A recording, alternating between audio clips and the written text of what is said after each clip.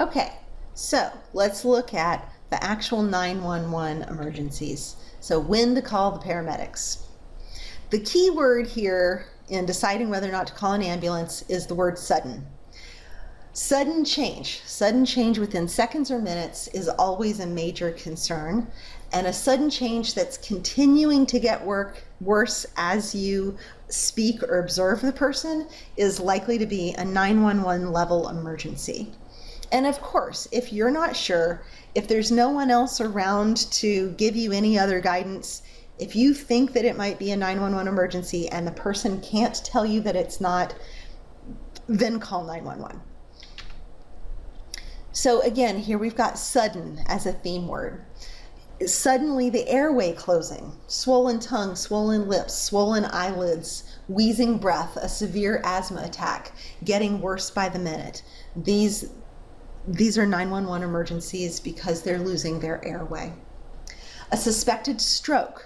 A suspected stroke symptoms are going to be sudden loss of motor control on one side, sudden numbness or weakness of face, arm, or leg on one side, sudden confusion, sudden trouble speaking, usually paired with some motor loss on one side, sudden change of vision, sudden loss of balance or coordination. There's this lovely little algorithm here, the FAST algorithm, which are signs of a stroke. Face is uneven, arm is weak, speech is strange, time to call 911. It's a quick, easy way to remember that. Suspected heart attack. This can unfortunately look a lot of different ways. The classic presentation is a sudden substernal chest pain, means right in the middle of your chest behind your breastbone. And that pain, it'll help us know if it radiates to the left arm, neck, shoulder, jaw, back. Some women have just stomach and maybe shoulder pain, and they don't get the chest pain, which makes it really easy to miss women having heart attacks. Any of those pain in any of those areas radiating to one or the other, along with being pale, sweating, nausea, shortness of breath would be a big one. Dizziness, weakness, faintness. Not always, but sometimes people also have a sense of doom or anxiety or fear. Their blood pressure, if you have a rapid blood pressure cuff, will likely be going down, and their pulse will often be rapid or irregular.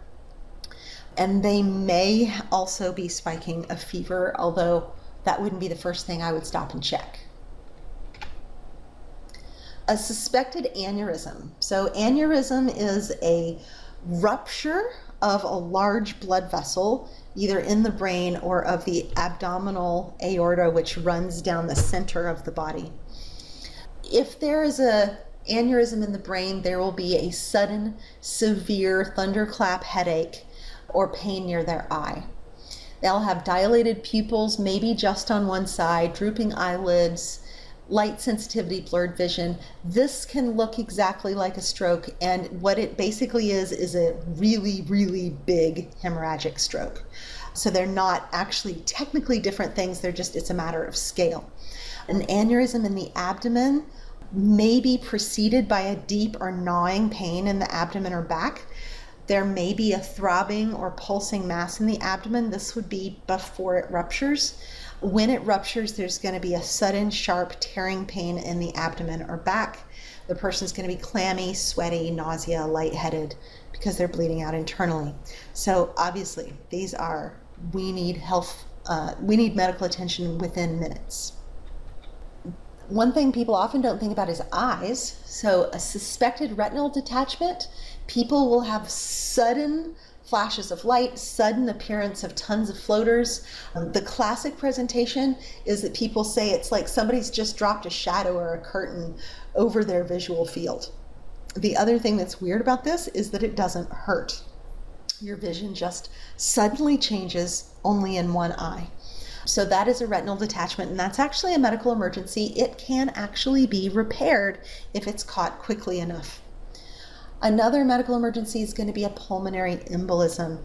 This is basically a blood clot that has broken free somewhere in the vasculature. Often someone's had like a deep vein thrombosis, or it's like a blood clot in their leg somewhere, and it breaks loose and makes its way to the lungs and blocks one of the main arteries in the lungs. This is a sudden onset of shortness of breath, worse with exertion, may also see a sudden cough, sudden chest pain. It really looks a lot like a heart attack. So if anything looks like a heart attack, they need to be in an ambulance right away, because it could be any one of these really serious things. And pulmonary embolisms, like heart attacks, can be rapidly fatal. Loss of consciousness may or may not be an emergency.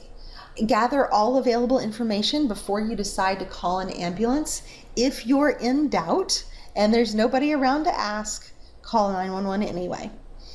If you see a diabetic chain, if they're not breathing, if there's no pulse, if you suspect heat stroke, if their coloring or appearance are abnormal in any way, definitely call 911. One surprising exception to this is actually seizures. So seizures, grand mal seizures, where people lose consciousness, fall on the ground, and start twitching. Surprisingly, these are not call 911 emergencies unless the seizure's been going on for more than 2 minutes. Generally speaking, seizures will pass within usually under 1 minute, and really you just need to clear space around the person, let them seize. If it's possible, roll them onto their side so that if they vomit, they won't choke. But generally speaking, seizures are self-resolving and they don't need paramedic care. But if you see somebody start to seize, start the timer on your phone, and if it does continue, then you do need to go ahead and call 911. Okay, so that's it for the medical 911, you need an ambulance emergencies. You notice that's not a really long list. So don't pull that trigger lightly unless you see these symptoms.